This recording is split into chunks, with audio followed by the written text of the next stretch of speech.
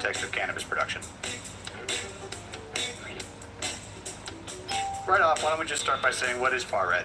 Generally, when we talk about far red, we're talking about wavelengths in the 700 nanometer to 800 nanometer range. So that's just outside the range of visible light. That's typically like 400 to 700 nanometers. Broadly speaking, far red light makes plants think that they're in the shade. So when a plant's in the shade, it's thinking to itself, I'm not getting enough good quality light, and I need to expand and stretch out to get to where the light is better. As you can imagine, this informs kind of the strongest impact that far red has on plants. It stretches things out. And we can use that. It's a really, really good tool for crop steering. Given the right circumstances, far red can be a useful tool for enhancing photosynthesis. And in the case of cannabis, we have seen some cultivar-dependent situations where the red and far red light ratio can significantly alter secondary metabolite profile, giving us more of certain terpenes, less of certain terpenes, and so on.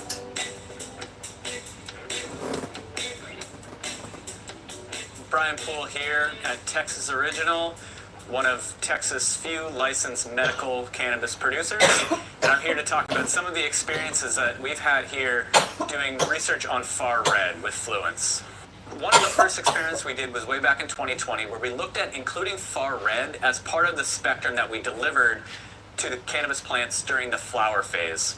And essentially what we saw was that far red, when added to par, did increase yield, but it didn't increase yield any more so than just adding more par light itself. So the next experiments we were looking at was trying to use far red to manipulate flowering. We wanted to see, is there any way that we can use far red to kind of promote flowering and counteract something like delivering a long day? So if we deliver a photo period longer than 12 hours, can we use far red to counteract that and reduce our time to flower?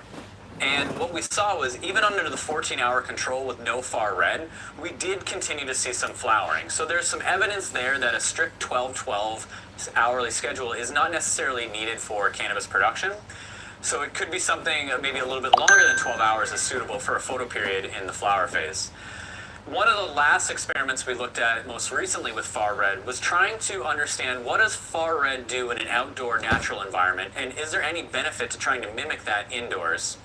If you look at the far red environment, as the sun sets, you're starting to see a reduction in par light, but you're seeing a relative increase in far red. As the sun gets low on the horizon, you're getting more transmission through plant canopies in the atmosphere, and that more or less increases relatively the amount of far red that's getting to a plant canopy.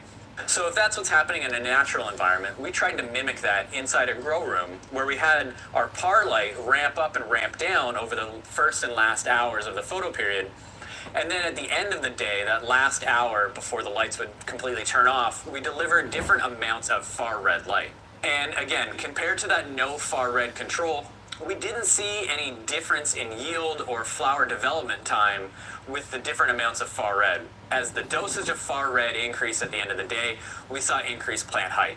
The shade avoidance response we're very familiar with in cannabis. But when it came to things like flower development and yield, we didn't see any benefit to far red light or mimicking that outdoor sunset environment.